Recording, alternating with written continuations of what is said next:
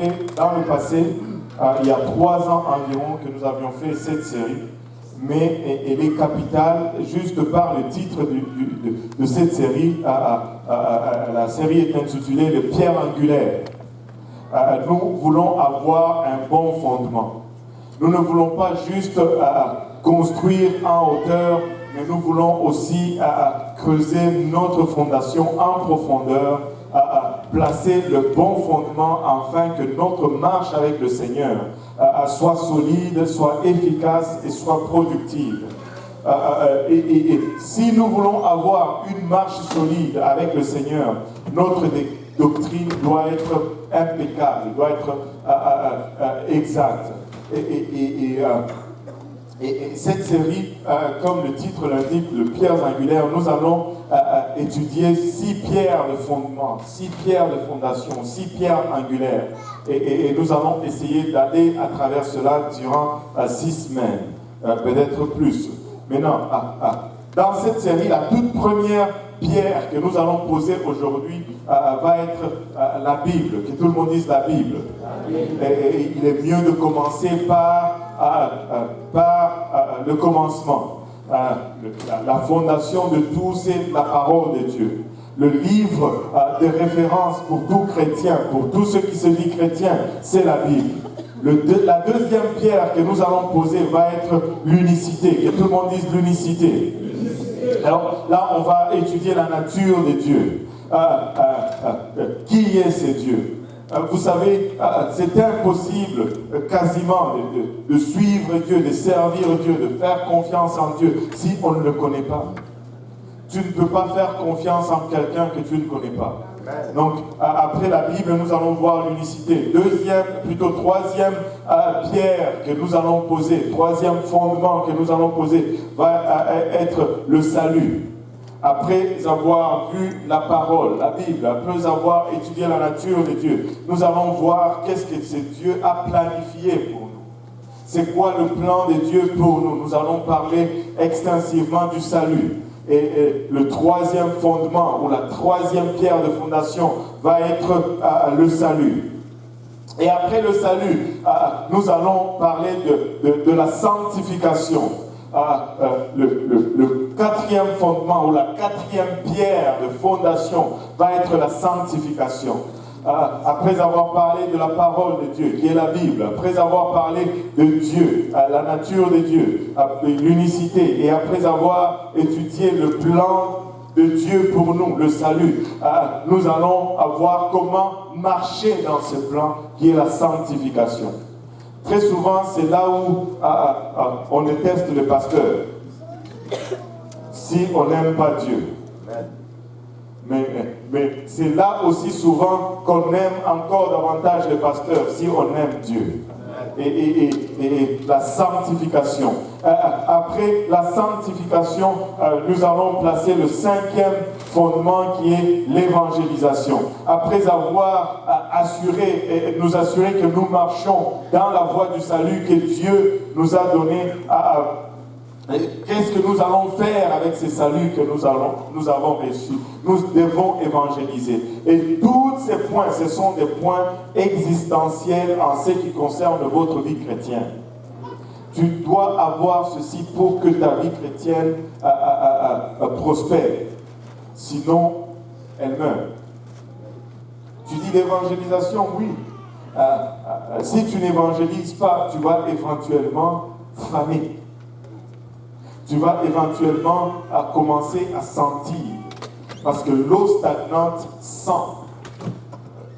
Il faut que ça rentre et il faut que ça sorte. Il faut qu'il y ait du mouvement. Si tu ne fais que recevoir, à un moment tu vas faire la constipation et tu vas tomber malade. Il faut que tu reçois et que tu donnes. Amen.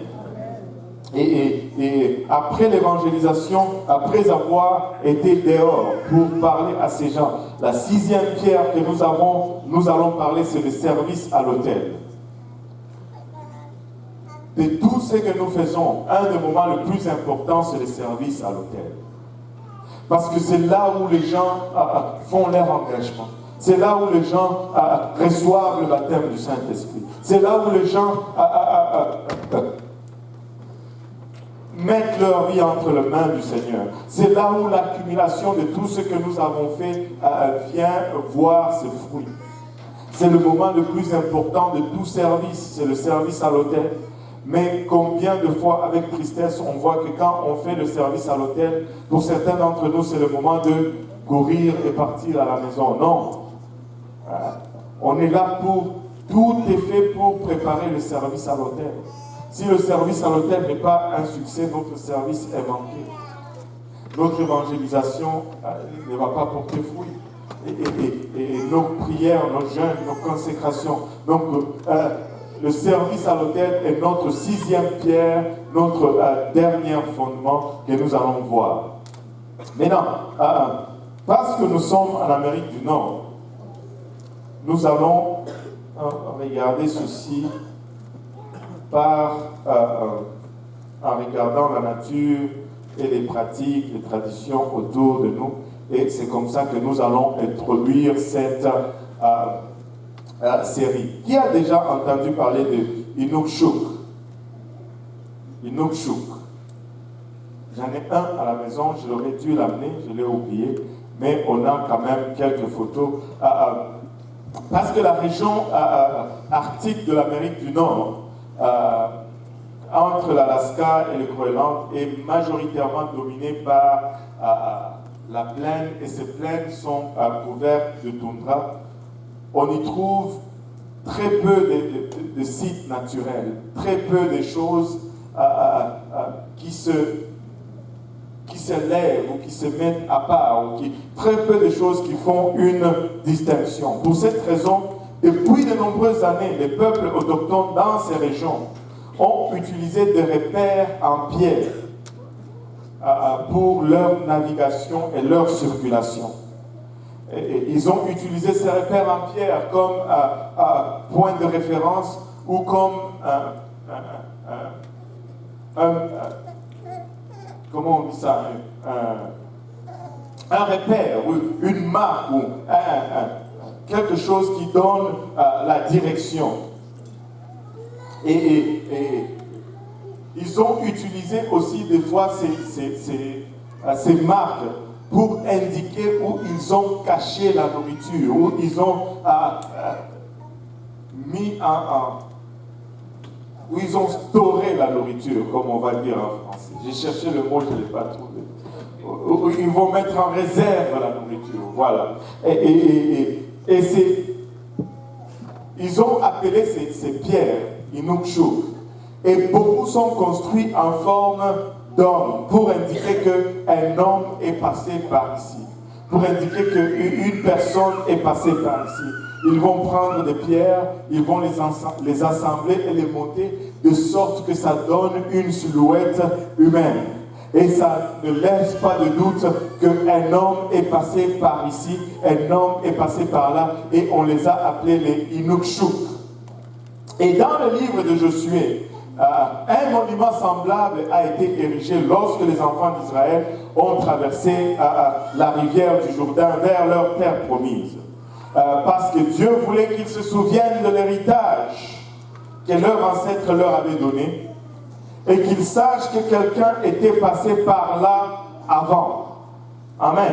Et Josué 4, verset 21 et verset 22 nous le dit. Il dit aux enfants d'Israël, je pense que j'ai tous les versets dans les slides.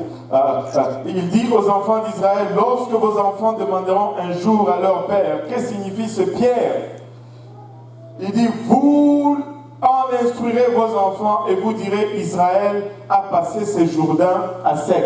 Je ne sais pas si vous pouvez le lire ou si c'est trop petit, mais je le lis quand même pour vous.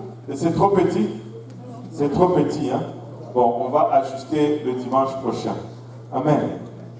Et il dit, Israël est sorti de l'esclavage de l'Égypte, ils ont traversé le désert, ils sont arrivés à la porte de la terre promise, et là il y avait le Jourdain, et Dieu dit à Josué, prends les sacrificateurs prennent l'arche, et qu'ils avancent vers le Jourdain. Et il n'y avait pas de pont, mais seulement le sacrificateur qui portait l'arche. Lorsqu'ils ont posé leurs pieds dans le lit du Jourdain, l'eau qui venait À l'amont, je pense, ou c'est à l'aval? À l'amont ou à l'aval? En amont? En amont. L'eau qui descend, ça, quand ça vient, c'est l'amont. Ok. L'eau qui venait à l'amont s'est arrêtée et s'est dressée comme un mur, comme un monceau, la Bible nous dit. Et l'eau qui était en aval, pas à l'aval, mais en aval, a continué de couler et le Jourdain s'est desséché et le peuple a traversé le fleuve à pied sec. Et alors que les sacrificateurs avaient leurs pieds dans le lit du Jourdain, l'eau qui venait ne faisait que monter. Et ça faisait juste... Tu peux voir le spectacle un peu. Notre Dieu est extraordinaire. Et moi, je pense que non seulement c'était extraordinaire comme miracle, mais c'était d'une beauté à voir. Et ils ont traversé, mais avant que les sacrificateurs ne quittent le lit du Jourdain, Josué leur donne ses commandements. Prenez chaque tribu une pierre dans le lit du Jourdain et mettez cette pierre en forme de monument de ce côté du Jourdain. Comme ça, quand vos enfants verront cette pierre, ils vous demanderont que signifie cette pierre. Et vous allez leur dire que Dieu nous a fait traverser ce Jourdain à sec. Un jour, nous étions de l'autre côté, il n'y avait pas de pont, mais les sacrificateurs ont mis leurs pieds et nous avons traversé ce Jourdain à sec, un monument. Et laissez-moi vous dire, nous avons dans nos vies des choses que Dieu a fait dans le passé, alléluia, et auxquelles nous pouvons regarder et dire que nous sommes déjà passés par ici. Quand le trouble vient, ne te tourmente pas, ne t'épouvante pas, ne pousse pas des regards inquiets à gauche, à droite.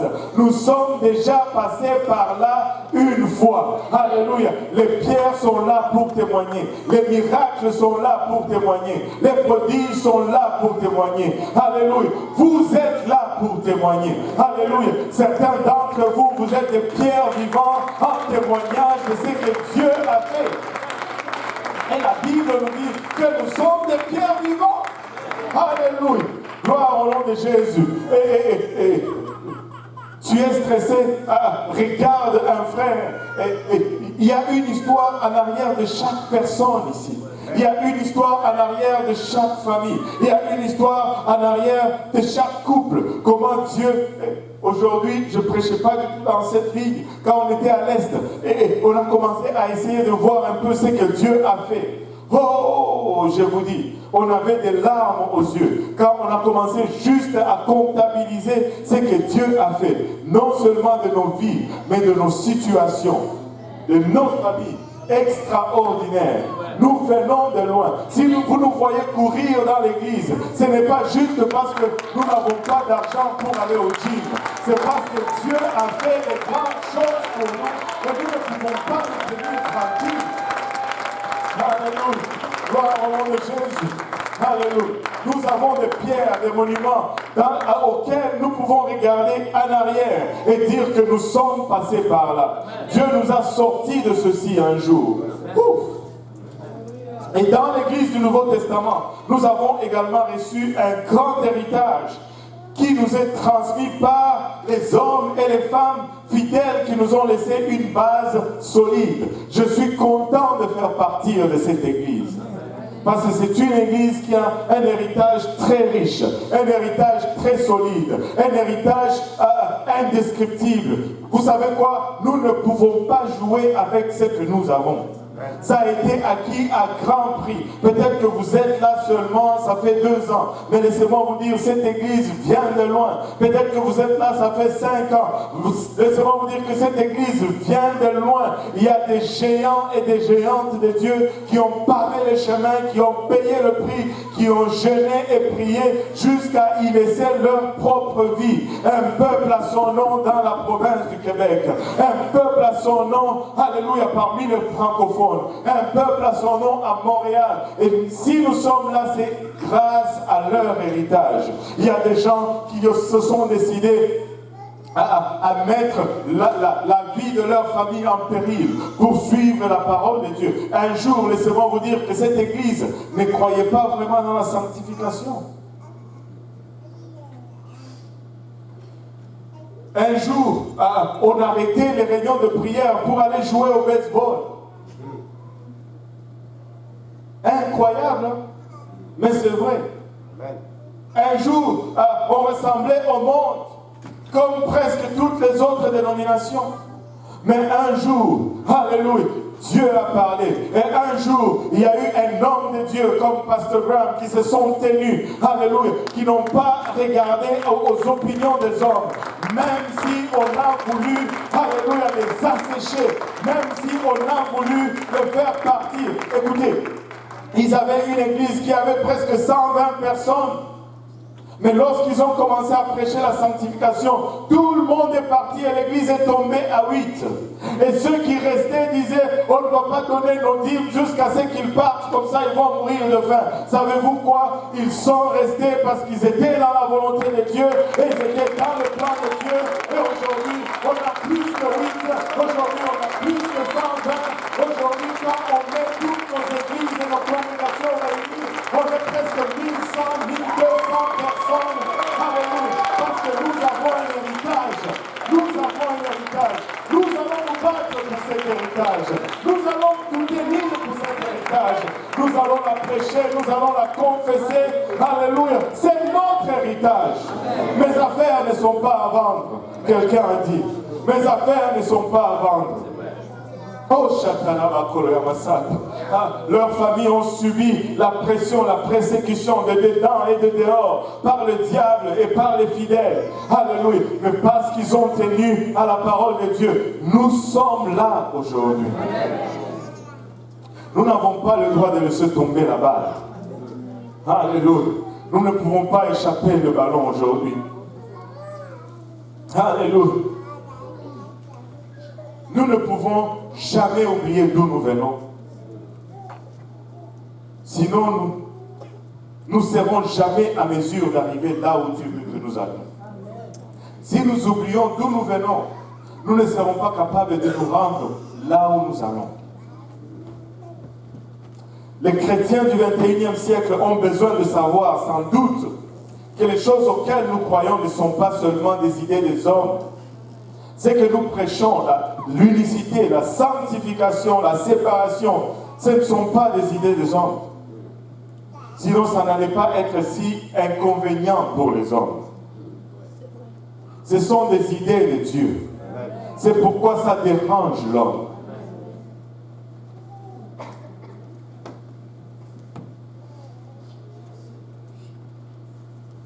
Ce ne sont pas des idées des hommes, ce sont des idées de Dieu. Parce que ce sont les idées de Dieu, ce sont des vérités absolues et des vérités fondamentales de la parole de Dieu.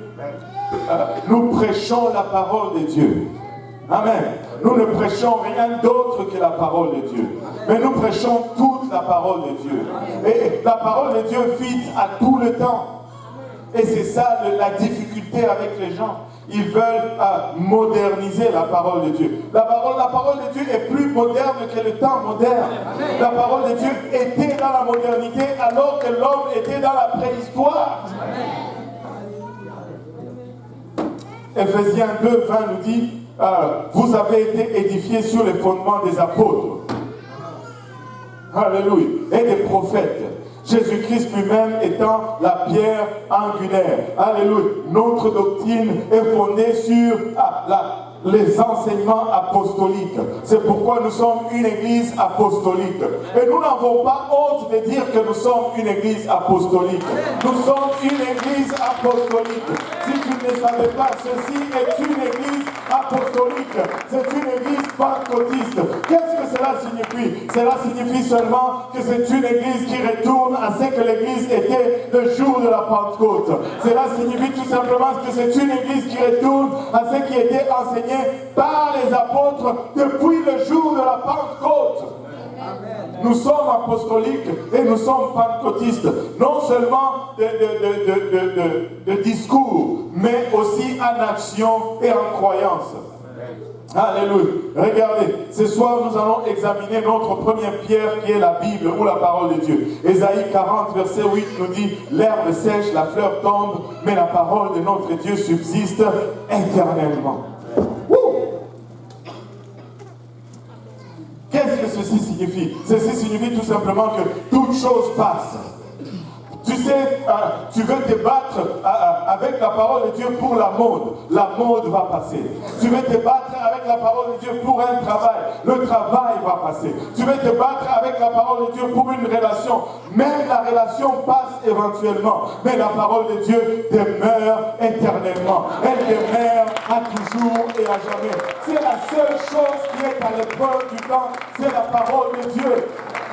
C'est la parole de Dieu. J'ai eu une expérience abrupte quand je suis rentré pour la première fois dans mon pays en 2011, après avoir passé 20 ans à l'extérieur. Je suis rentré au Congo et je n'oublie jamais cette expérience. C'était choquant. 20 ans d'absence. Et quand je suis retourné au Congo, toutes les gens que j'avais vus avaient 20 ans de plus. C'est qu'il y en avait 40, en avait 60. Et ça fait tout un changement. C'est qu'il y en avait 50, on avait 70. Tu laisses un homme de 50 ans dans la fleur de l'âge. Et 50 ans, c'est la fleur de l'âge, je vous dis.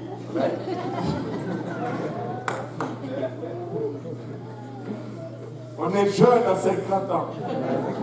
Peut-être que vous ne me croyez pas maintenant, mais quand vous allez y arriver, vous allez me croire, je vous le garantis. Et tous ceux qui avaient 10 ans, avaient 30 ans. J'ai rencontré des filles qui étaient mes voisines. Je les avais laissées, avaient 9 ans. Et là, je rencontre 29 ans, 4 enfants. Oh, incroyable. Incapable d'identifier ni de reconnaître. Tu sais, tout. Le temps use toutes choses. Rien n'est à l'épreuve du temps si ce n'est la parole de Dieu. Ce qui était encore plus dur pour moi à assumer. Avant d'arriver à cela, il y a des amis avec qui on était proches, des complices quasiment. Mais 20 ans nous ont séparés. Tu sais, parce qu'ils n'étaient pas dans la parole de Dieu. Moi, alors qu'on était ensemble, on faisait des mauvais coups ensemble. Mais gloire à Dieu, il m'a récupéré quelque part et je commence à le servir. Mais quand on est rentré, ils étaient encore dans les mêmes choses. Moi, j'étais en autre chose. Bien qu'on était très proches avant. Tu rentres là, tu te dis, waouh, je peux rencontrer tel. Mais quand tu les rencontres finalement, il n'y a rien. Vous n'êtes même pas capable de tenir une conversation de 5 minutes. Parce que vous n'avez rien à vous dire. Vous êtes assis dans un salon en Afrique où il fait chaud et c'est silencieux.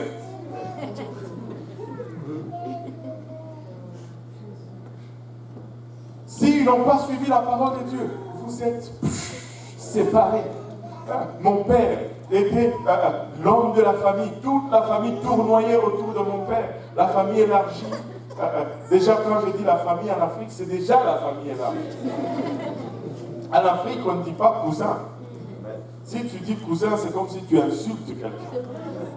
C'est ton frère.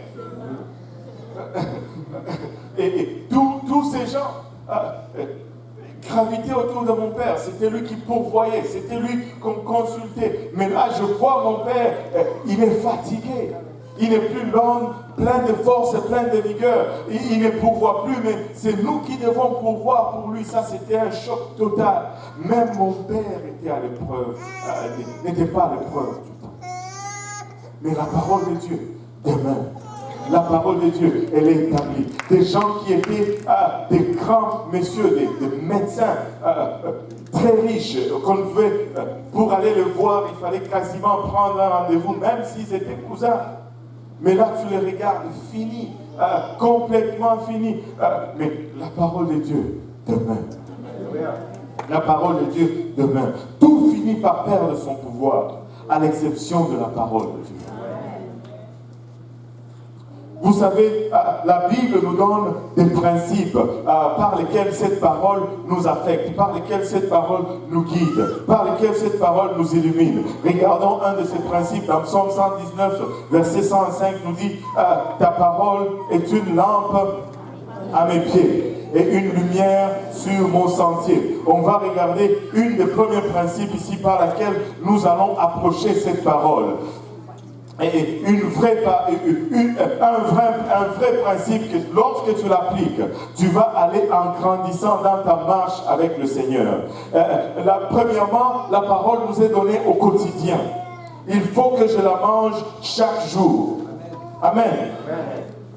Alors que nous marchons dans la vérité, nous devons absorber la parole de Dieu chaque jour. La Bible est comme une lampe qui brille devant nous. Et quand nous obéissons à Dieu et marchons aussi loin que nous pouvons voir, cette lumière va aussi s'avancer et nous éclairer encore un peu plus loin. Avez-vous déjà vu quelqu'un qui marche avec une lampe? Il marche avec sa lampe torche, elle éclaire en avant. Et s'il voit là où la lampe éclaire et qu'il ne bouge pas pour avancer là où la lampe éclaire, il ne va rien voir de plus. Il va rester seulement dans la même connaissance, dans le même limite. Mais s'il avance là où la lampe a éclairé, qu'est-ce qui arrive? Il voit plus loin. Et plus il avance dans ce que la lumière montre, plus il découvre autre chose plus loin. Et la parole de Dieu fonctionne de la même façon. Si tu n'appliques pas la révélation que Dieu te donne maintenant, écoute, tu ne vas rien voir d'autre de plus. Et tu vas être dans la confusion alors que les autres parlent de ceci et de cela. Tu es bloqué, tu n'y crois plus, tu es perdu, tu es confus parce que tu refuses d'abord de consommer la révélation que Dieu te donne maintenant. Avant de passer à l'autre révélation, il faut que tu marches dans celle qui t'est montrée maintenant. Sinon, tu ne vas pas voir. Tu ne le vois pas, oui, mais c'est parce que tu ne marches pas encore dans la vérité et dans la révélation que Dieu te donne maintenant. Essaie d'y avancer par la foi et tu vas voir que plus loin, ça va aussi s'éclairer. Plus tu avances, plus tu vas voir. La parole de Dieu est une lampe à mes pieds, alléluia, et une lumière sur mon sentier. Tu ne peux pas avoir une lumière ici si je sors le soir. J'allume ma voiture et j'allume les phares de ma voiture. Je ne m'attends pas qu'elle me montre ma maison à Pointe-aux-Trembles. Si j'attends que je voie ma maison à Pointe-aux-Trembles dans cette lumière, je ne vais jamais arriver. Mais elle m'éclaire le bout de la route. Et j'avance dans le bout de la route qu'elle m'éclaire, elle m'éclaire une autre bout. Ah, ici je dois tourner, elle m'éclaire et j'avance. Et je continue jusqu'à ce que je vais arriver au 13-10 Jacques Léonard. Mais si je ne décide pas d'avancer dans le bout des lumières qu'elle me donne, je ne vais jamais arriver au 13-10 Jacques Léonard. Commence par consommer la révélation que Dieu te donne là. Alléluia. Alléluia. Il y aura toujours plus de lumière pour que nous puissions marcher jusqu'au bout. Alléluia. Quelle est votre relation avec Dieu? Ou quelle est votre relation avec la parole de Dieu? Regardez ce verset avec moi. 2 Timothée 3,16.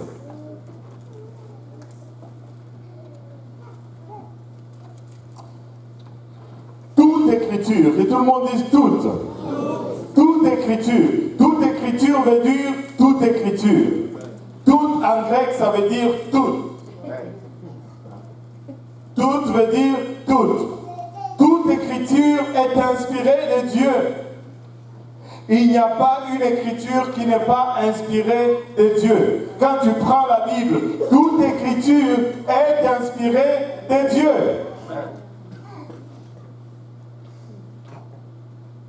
Toute écriture est inspirée de Dieu. Tu dis, mais pasteur, même lorsque la Bible dit, et Judas sortit puis il est allé se pendre. Oui, même ça c'est inspiré de Dieu. C'est Dieu qui a demandé que ça soit écrit. Parce que si ça n'était pas écrit, nous n'allions jamais apprendre la leçon que nous devons accepter le pardon.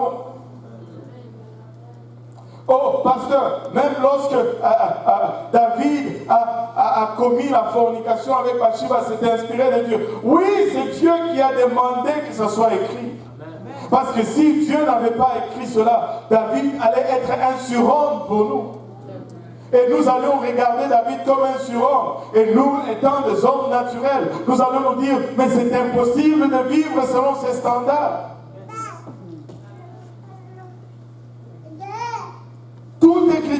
est inspirée de Dieu, est utile pour enseigner, pour convaincre, pour corriger, pour instruire dans la justice.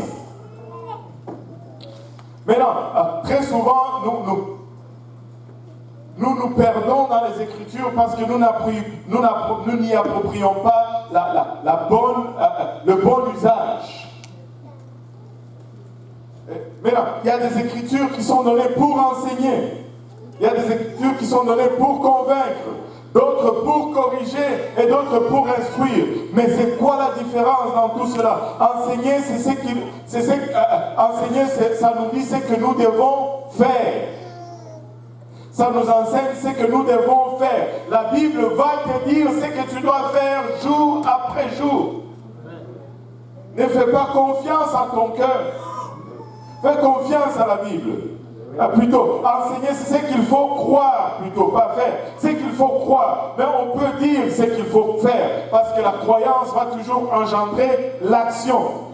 Maintenant, convaincre, la Bible va nous convaincre. Quand elle nous convainc, qu'est-ce que cela signifie? Elle nous convainc de ce qu'il ne faut pas croire. Elle va nous dire ce qu'il faut croire et nous dire ce qu'il ne faut pas croire. Vous devez croire ceci, mais vous ne devez pas croire cela. Vous devez croire qu'il y a un seul Dieu. vous ne devez pas croire qu'il y en a trois. Vous devez croire que le salut c'est par l'évangile et non par vos propres œuvres. Vous devez croire et nous convaincre de ce que nous ne devons pas croire. Mais quand elle vient corriger, c'est parce que malgré nos croyances, des fois nous agissons avec folie. Mais quand elle corrige, elle vient corriger notre comportement. Corriger, c'est comment ne pas se comporter. Mais quand elle nous instruit dans la justice, c'est comment se comporter. La Bible va nous dire quoi croire, la Bible va nous dire quoi ne pas croire, pour que nous puissions faire ce que nous devons faire et ne faisions pas ce que nous ne devons pas faire. Et c'est ça le but de la Bible. Amen. Et dans le Nouveau Testament, il y a deux mots importants qui se rapportent à la parole de Dieu. Et les deux mots sont des mots grecs.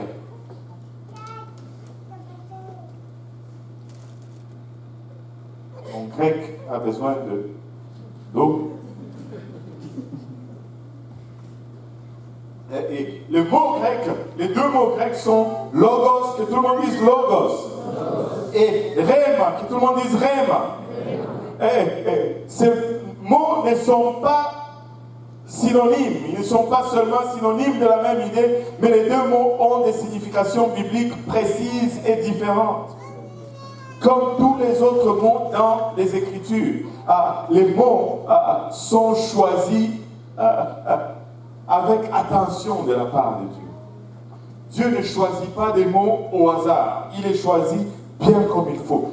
Essayons de définir ces deux mots et nous allons y tirer toute une leçon. Logos est un terme large, souvent utilisé dans un sens théologique et technique. Plus de 300 fois dans le Nouveau Testament, il se réfère généralement à la totalité de la parole de Dieu et à Jésus-Christ qui est non seulement Dieu dans la chair, mais qui est aussi le Logos qui est devenu chair. Le Verbe qui s'est fait chair, ou la parole qui s'est fait chair. C'est le Logos qui s'est fait chair. Et le Logos signifie, en d'autres termes, toute la parole de Dieu.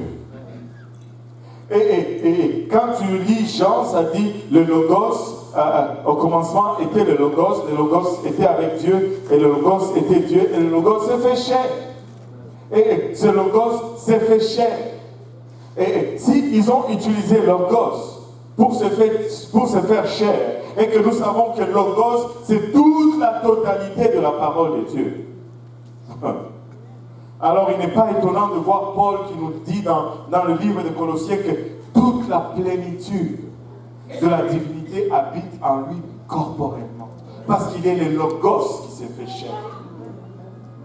Il est la totalité de Dieu qui s'est fait chair. Jésus n'est pas un tiers de Dieu. Jésus n'est pas un élément de l'association divine. Jésus est tout Dieu qui s'est fait chair. Il est le Logos qui s'est fait chair. Mais Rhéma, d'autre part, met l'accent sur un mot ou une parole spécifique, une direction précise de l'écriture pour une personne en particulier ou dans une circonstance quelconque. Elle revient 70 fois dans le Nouveau Testament. Une parole Rhéma n'est pas nécessairement séparée de l'écriture, mais une partie de l'ensemble de la parole de Dieu qui s'applique à notre circonstance ou à notre situation. Mais non, Rhéma n'est pas Logos, mais Rhéma sort toujours de Logos. Rhéma, ce n'est pas une idée, ça c'est la conception charismatique de Rhéma. Je vais te donner une parole Rhéma. Dieu dit que tu seras millionnaire. Ça c'est pas Rhéma. Ça ce sont mes intentions charnel. Rhéma va toujours sortir de Logos. Rhéma ne se pointe pas tout seul. Rhéma n'est pas de mes conceptions, de mes idées. Rhéma va toujours sortir de Logos. Et c'est l'Esprit Saint qui nous apporte des versets spécifiques, car Dieu est l'auteur de toute écriture. Maintenant, je ne sais pas si ça vous est déjà arrivé. Vous lisez votre parole, vous lisez la Bible, mais vous arrivez à quelque part ou à un passage qui vous parle vraiment fort, qui parle dans votre situation. Et là, vous y voyez quelque chose que vous n'avez jamais vu auparavant. C'est ça, Rhéma.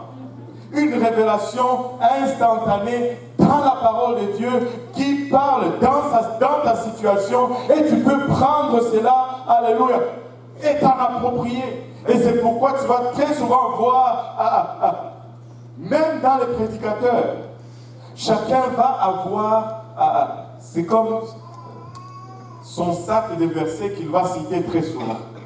Avez-vous déjà remarqué que le même prédicateur va citer très souvent le même verset? Parce que ce sont les rhémas de leur ministère. Ça les a impactés.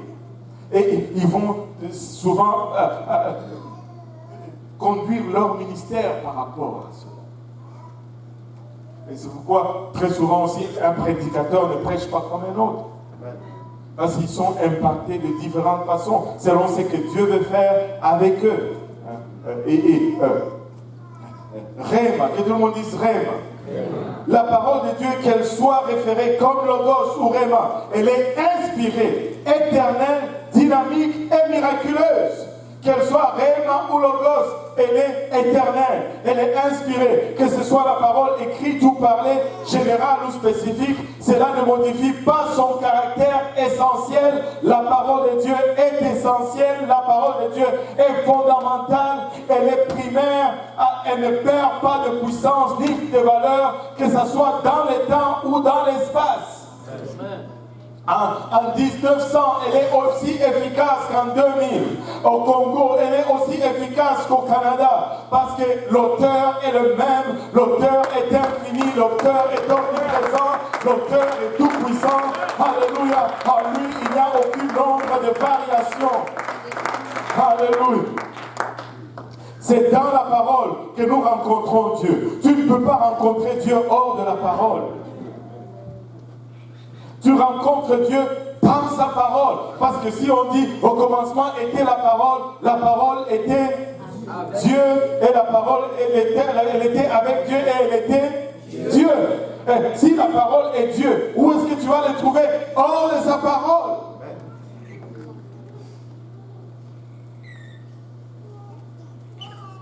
Tu trouves Dieu dans sa parole.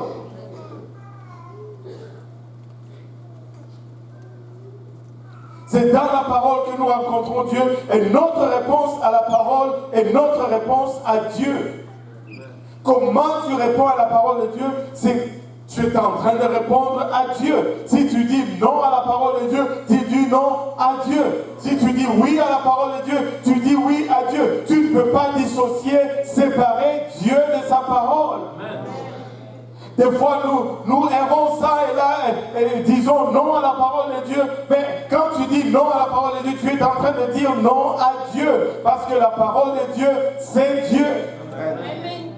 Et hors de la parole de Dieu, ben, il n'y a pas de Dieu. Dieu, c'est sa parole.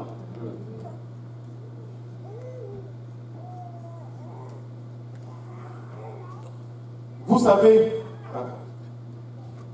et il dit, je ne me rappelle plus de la citation du verset, il dit, j'ai exalté ton nom au-dessus de ta parole. Le nom de Jésus-Christ. Si seulement nous saisissons ce que ce nom signifie. Si tu dis non à Jésus, si tu dis non au nom de Jésus, tu dis non à ses paroles.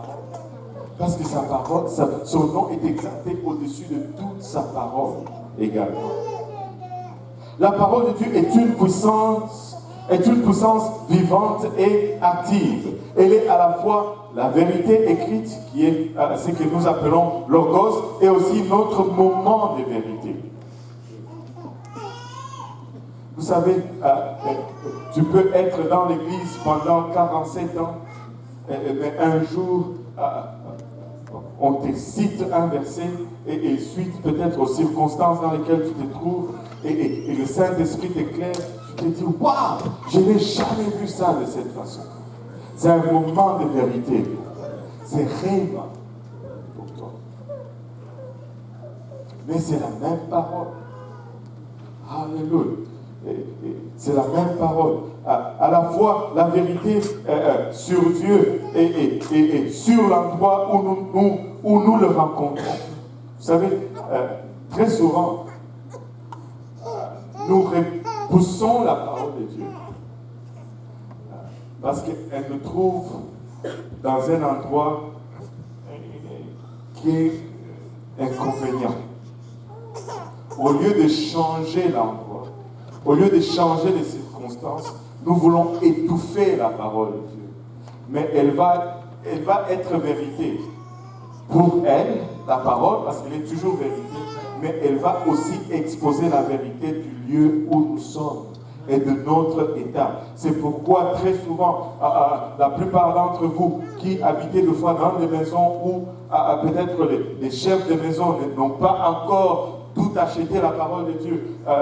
Vous êtes là, j'ai parlé à un de nos fidèles dernièrement, me disait, pasteur, j'ai envie de quitter la maison parce que ça ne va pas. Mes parents me minimisent, m'insultent, et toutes ces choses. Je dis patience, patience, patience, chaque chose a son temps. Et tu sais pourquoi ce fidèle me dit, je ne dis rien, je ne dis rien, je ne prononce même pas un mot. Je lui ai dit, tu n'as même pas besoin de prononcer un mot. Juste ta vie est un témoignage. Tu sais, là où la parole de Dieu est exposée, elle condamne ce qui est contre elle. Tu n'as pas besoin de parler, juste des fois, juste rentrer dans une place. Et les esprits se frottent. Et ça crée des intercelles. Alléluia. Elle révèle la vérité sur l'endroit où nous sommes. Maintenant, il est préférable de dire que le Logos est la révélation totale, tandis que Réma est une révélation spécifique. Non seulement ils travaillent ensemble, mais en réalité, ils ne peuvent pas travailler séparément. Logos ne peut pas faire sans Réma. Réma ne peut pas faire sans Logos. Et beaucoup d'églises sont fiers de l'enseignement de la Bible. Et dans le fait d'avoir la bonne théologie, on peut dire Logos. Mais souvent, ils ignorent la parole du moment, le règne de Dieu. Parce que c'est celle-là qui va te transformer. C'est lorsque la lumière allume dans ton ténèbre que tu dis, oh, je dois changer ma vie. Oh, je dois changer, je dois me faire baptiser au nom de Jésus-Christ. Je viens de le voir.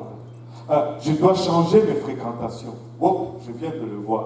Ceci n'est pas tellement agréable à Dieu.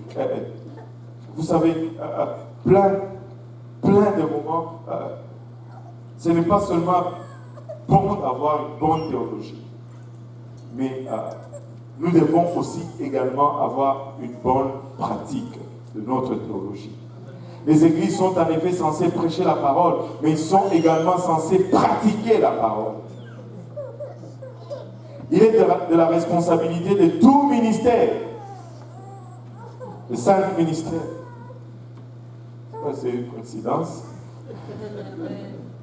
De favoriser le déliement de la parole rhéma et de l'établir fermement dans la parole logos pour que la congrégation soit vraiment apostolique et que le Saint-Esprit soit en plein contrôle.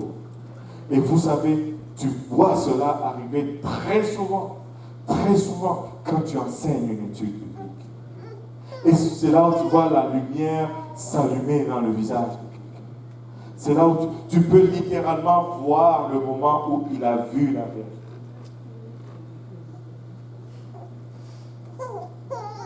S'il n'y a pas de parole rhéma de Dieu, alors la Bible va être mal interprétée, elle va être déformée, l'Église va tomber dans la confusion, le légalisme et l'extrémisme. L'ignorance, les préjugés et l'autojustice vont sévir. Ah, je suis mieux que l'autre. Et les fausses doctrines seront l'ultime résultat. C'est pourquoi il y a tant de divisions dans la chrétienté. Et pourquoi les églises ont autant enseigné des doctrines qui semblent ou qui sont tellement différentes les unes des autres. C'est parce qu'il n'y a pas rhéma. On a nos Bibles, on peut aller de A à Z, mais sans jamais avoir une révélation nulle part. Tu lis la Bible, c'est comme un livre d'histoire, et il n'y a aucune révélation nulle part.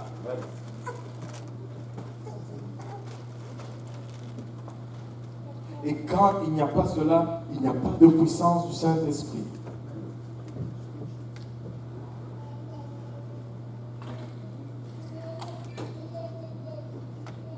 Nous devons croire dans la Bible. Et bien évidemment, nous devons l'enseigner. Mais elle doit être crue et enseignée dans la puissance de l'Esprit Saint. Vous savez pourquoi on prie, on pousse et on prêche pour que les gens reçoivent le Saint-Esprit? Parce que sans le Saint-Esprit, c'est difficile, si pas impossible, d'accepter la sanctification. Tu ne vas pas vivre la sanctification par la chair. Tu peux atteindre certains standards de la moralité parce que tu as été bien éduqué et toutes ces choses. Mais vivre la sanctification jour après jour sans le Saint-Esprit, c'est impossible. 2 Pierre 1, 20, 21 nous dit, sachant tout d'abord vous-même qu'aucune prophétie de l'Écriture ne peut être un objet d'interprétation particulière. Nous avons besoin de rhéma, que Dieu nous éclaire sur sa parole. Parce qu'on ne peut pas faire de la Bible une interprétation particulière. Et s'il n'y a pas de rhéma, s'il n'y a pas de révélation durant notre lecture, nous allons tomber dans des fausses doctrines, nous allons tomber dans des fausses enseignements qui ne sont pas bibliques et qui ne trouvent pas de fondement dans la parole de Dieu. C'est pourquoi tu vois tant de diversité dans la chrétienté. Ceux-là sont ceci, ceux-là sont cela, ceux-là sont ceci. Et j'évite juste de citer des noms pour offenser personne. Mais laissez-moi vous dire qu'il n'y a qu'une sorte de chrétien qui va être biblique. Ce sont les chrétiens qui sont apostoliques. Ce sont les chrétiens qui sont pentecôtistes. Hors de la Pentecôte, ce n'est pas l'Église. Ce n'est pas l'Église. Et pentecôtiste, ce n'est pas juste une dénomination. Apostolique, ce n'est pas juste une dénomination. Pentecôtiste et apostolique, ça veut dire nous retournons à ce que les apôtres enseignaient le jour de la Pentecôte. Parce qu'il n'y a pas une autre façon d'interpréter la Bible. Il n'y a pas une façon 2015 ou 2016 d'interpréter la Bible. Elle ne peut pas être sujet d'interprétation particulière. Car ce n'est pas par une volonté d'homme qu'une prophétie a jamais été apportée, mais c'est poussé par le Saint-Esprit que des hommes ont parlé de la part de Dieu. Et je vous dis, ils ont été vraiment poussés par le Saint-Esprit lorsqu'ils ont parlé de la part de Dieu. Et ils ont parlé de la part de Dieu. Parce que les idées qu'ils ont mises dans ce livre ne sont pas du tout des idées d'hommes. Si c'était des idées d'hommes, les hommes allaient être en accord avec ces idées. Mais les hommes luttent contre ces idées. Parce que ce sont des idées, des enseignements de Dieu et non des enseignements des hommes. Le problème est que la parole Logos n'est pas devenue Rhéma. Quand il n'y a pas de révélation, il n'y a pas Rhéma. Nous sommes dans des troubles. Nous avons un problème. Alléluia. Jean 1:1 nous dit, au commencement était la parole, Logos, et la parole était avec Dieu, et la parole était Dieu, Logos. Jean 1,14. Et la parole Logos a été faite chair et elle a habité parmi nous pleine de grâce et de vérité et nous avons contemplé sa gloire. Une gloire comme la gloire du Fils unique venu du Père. La parole a été faite chair en Jésus-Christ. Elle a été faite chair en Jésus-Christ. Et si nous sommes ses disciples, la parole doit être faite chair en nous aussi. Amen. Elle doit être faite chair en nous.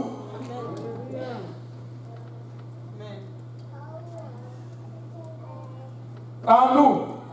Jacques 1,22 nous dit, mettez en pratique la parole, Logos.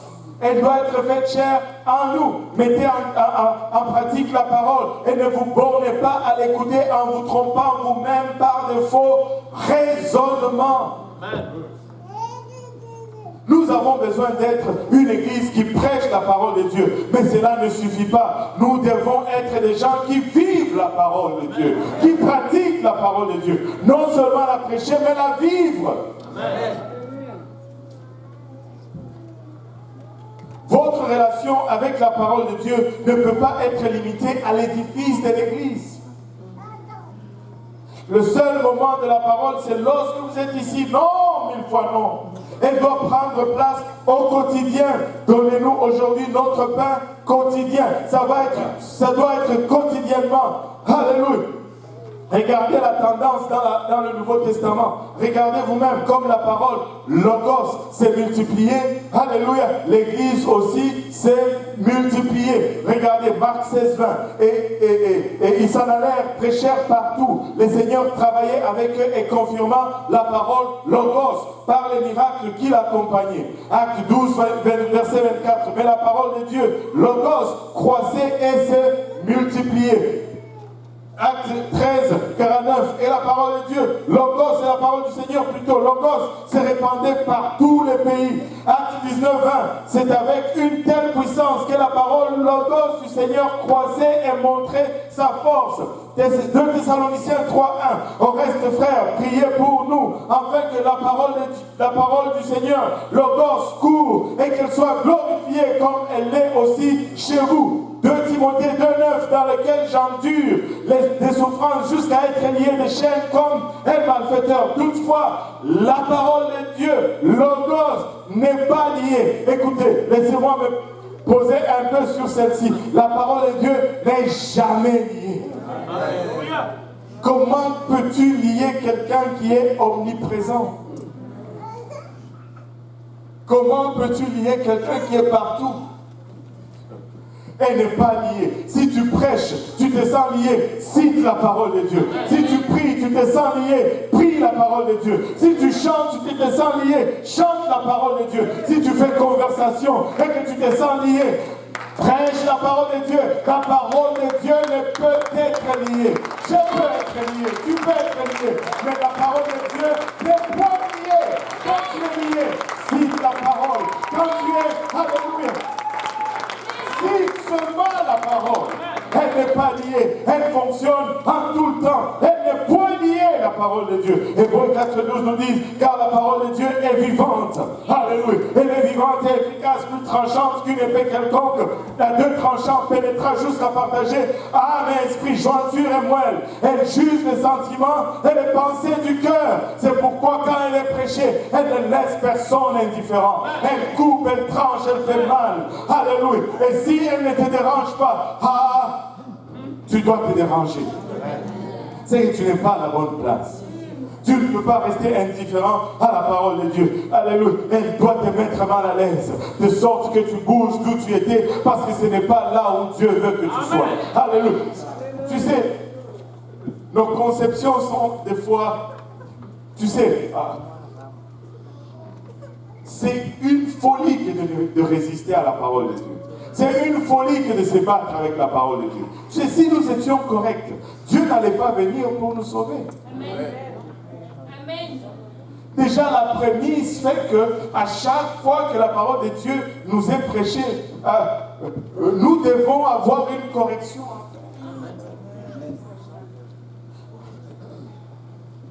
C'est puissant. La parole de Dieu est puissante. Mais si nous reculons juste quelques versets, nous allons noter que la parole de Dieu, Logos, et remarquez que cette parole de Dieu, Logos, est puissante. Et dans tous les lieux où nous l'avons citée, elle était Logos. Que tout le monde dit Logos. Mais si nous reculons juste quelques versets, nous allons noter que Logos peut être limité par l'incrédulité. Hébreux, le même chapitre 4, verset 2. Car cette bonne nouvelle nous a été annoncée aussi bien qu'à eux. Mais la parole, Logos, qui leur fut annoncée ne leur servit de rien parce qu'elle ne trouva pas de la foi chez ceux qui l'entendirent. Sauf si la parole, Logos, est accompagnée par la foi, parole, réma de Dieu. Elle ne nous sert de rien. À quelque part, il faut que j'ai Logos, mais que mon Logos devienne réma pour que cette parole soit puissante dans ma vie. Je ne peux pas dissocier réma de Logos. J'ai besoin de Logos et de réma parce que les deux ne peuvent pas travailler séparément. Ils ne peuvent pas travailler séparément. Alléluia. J'ai besoin de Rhéma. Marc 7,13. Annulant ainsi la parole de Dieu par votre tradition que vous avez établie et vous faites beaucoup d'autres choses semblables. Encore une fois, sans Rhéma, on n'obtient pas ce qu'on devait obtenir de Logos. Regardez, 1 Thessaloniciens 1,5, notre évangile ne vous ayant pas été prêché en parole seulement, mais avec puissance, avec l'Esprit Saint et avec pleine persuasion, car vous n'ignorez pas que nous sommes nous nous sommes montrés ainsi parmi vous à cause de vous. Mais un verset que nous citons très souvent, mais que nous échouons de voir la portée de ces versets, c'est Ephésiens 6, verset 17.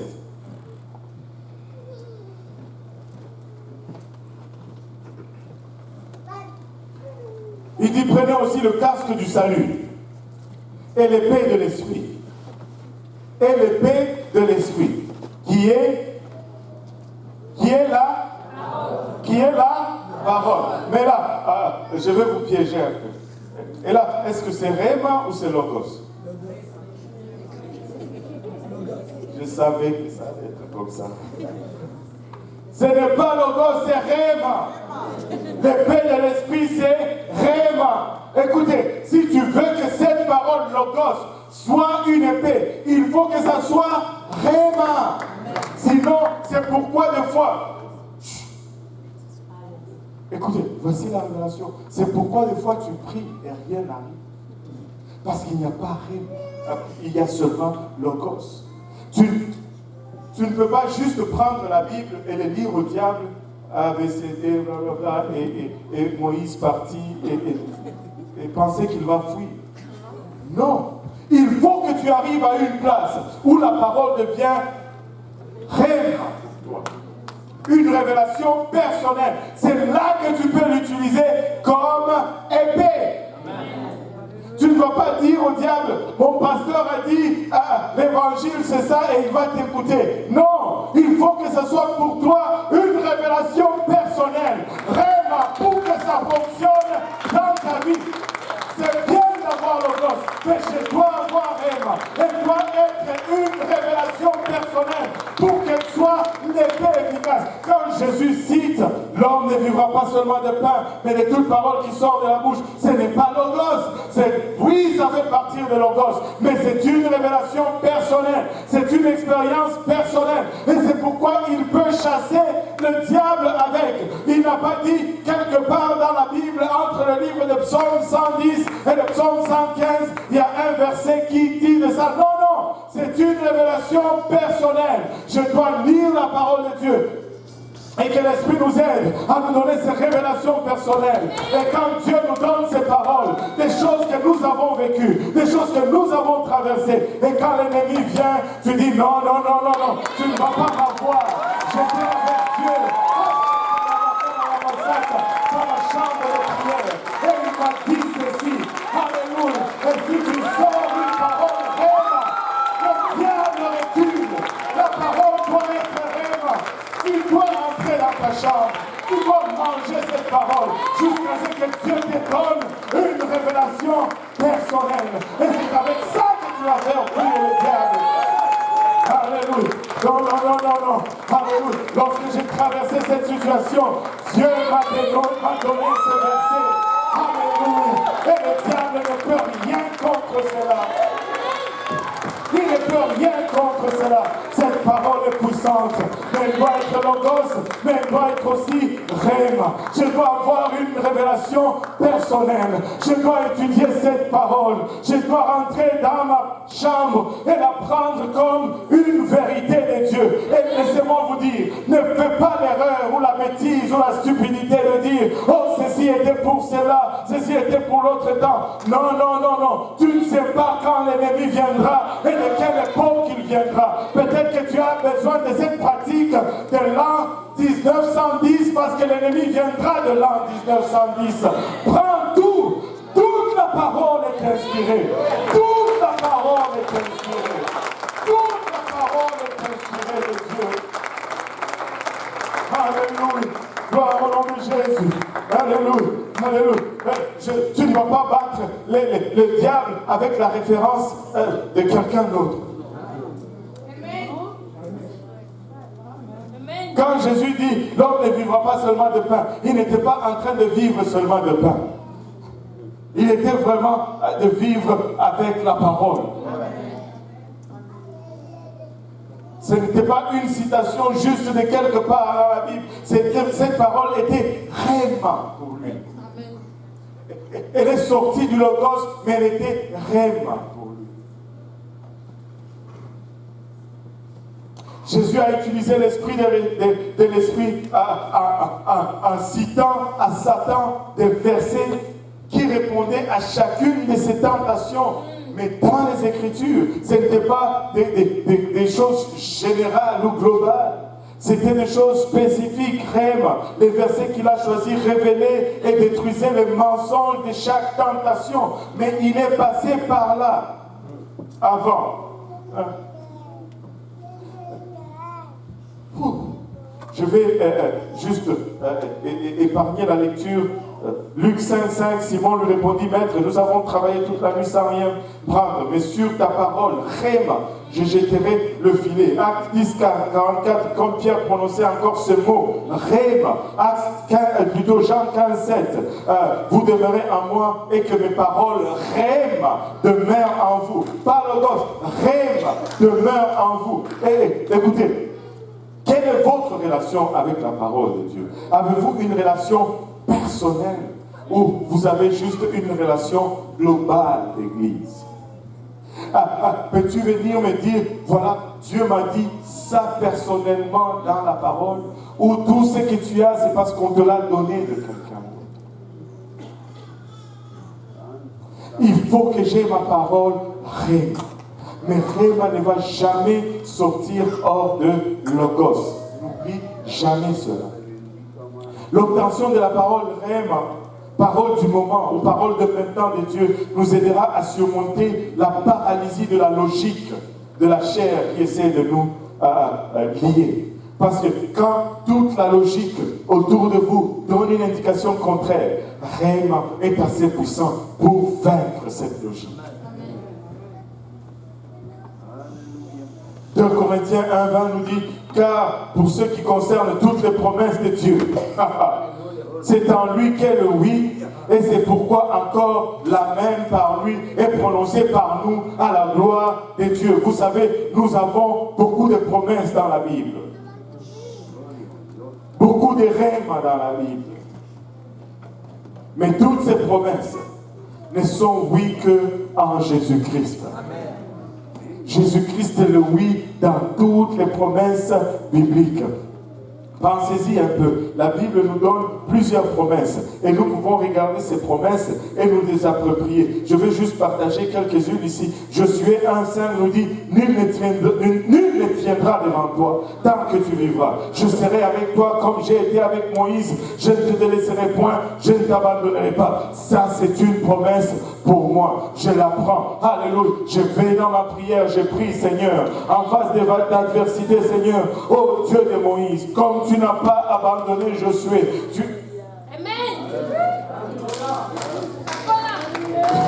Exode 15:26, il dit, si tu écoutais attentivement la voix de l'Éternel ton Dieu, si tu fais ce qui est droit à ses yeux, si tu prêtes l'oreille à ses commandements, et si tu observes toutes ces lois, je ne te frapperai d'aucune maladie dont j'ai frappé les Égyptiens, car je suis l'Éternel qui te guérit. Alléluia. Jéhovah Rapha.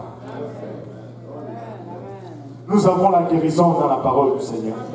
Mais ce n'est pas en l'apprenant dans sa généralité qu'on va avoir la guérison. Il faut que ce passage soit réel dans ma vie. Alléluia. Alléluia. Regardez celle-ci. Jérémie 29:11. Car je connais les projets que j'ai formés sur vous.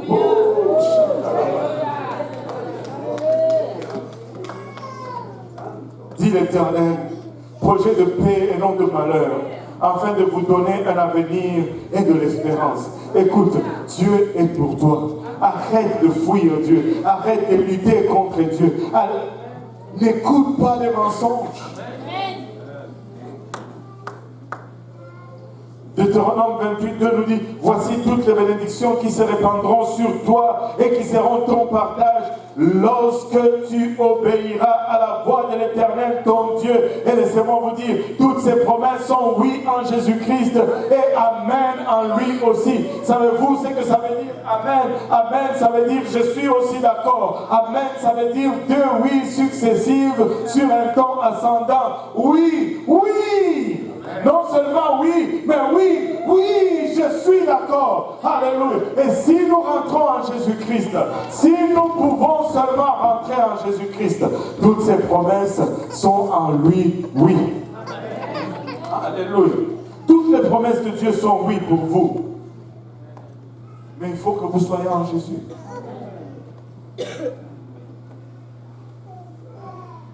Vous devez savoir ces promesses. Tu ne peux pas réclamer cette promesse si tu ne la connais pas. Il faut qu'elle sorte du Logos et qu'elle soit réma pour que tu puisses la vivre et la connaître. Priez cette promesse et réclamez cette promesse. Et c'est pourquoi vous avez besoin d'entrer dans la parole de Dieu quotidiennement, afin qu'elle passe de Logos à réma, qu'elle passe de général à particulier, qu'elle passe de comment on dit? Les tailles là, comme une taille qui fait tout là. Ok, c'est en français ça? Taille unique, voilà. Que ça ne soit pas une taille unique, mais que ça soit taillé à ta mesure. Il faut que tu y rentres au quotidien. La Bible est la pierre angulaire, non négligeable dans la vie pour tout chrétien qui veut vivre pour Dieu. Ta Bible est ton premier compagnon. Ta Bible est ton premier ami. Ta Bible est la première pierre angulaire et tout est bâti sur elle. Tu dois la manger, tu dois la lire, tu dois la méditer, tu dois l'ingurgiter, tu dois la régurgiter, tu dois la lire tous les jours. Tous les jours. Tous les jours. Pour qu'elle soit réelle. N'attends pas seulement à être ici et que quelqu'un te prêche pour que tu reçoives quelque chose de la Bible. Elle ne sera jamais réellement si c'est comme ça. Elle restera toujours logos. Mais il faut qu'elle soit logos et qu'elle soit aussi réelle. En nous levant tous ensemble.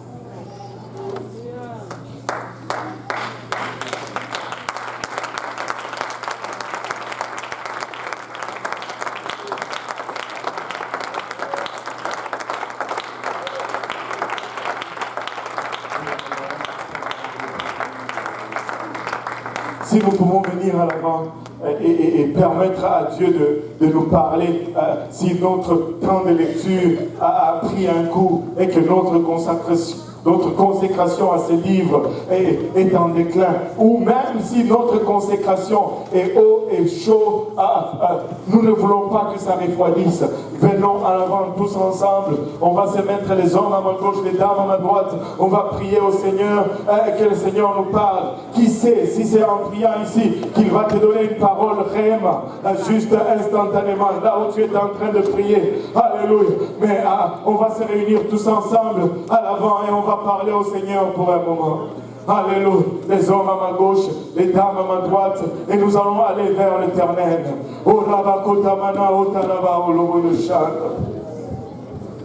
Parle-nous, Seigneur. Parle-nous, Seigneur.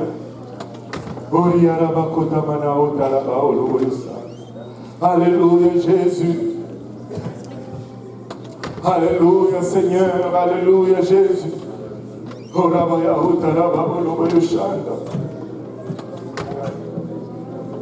au nom de Jésus. Alléluia.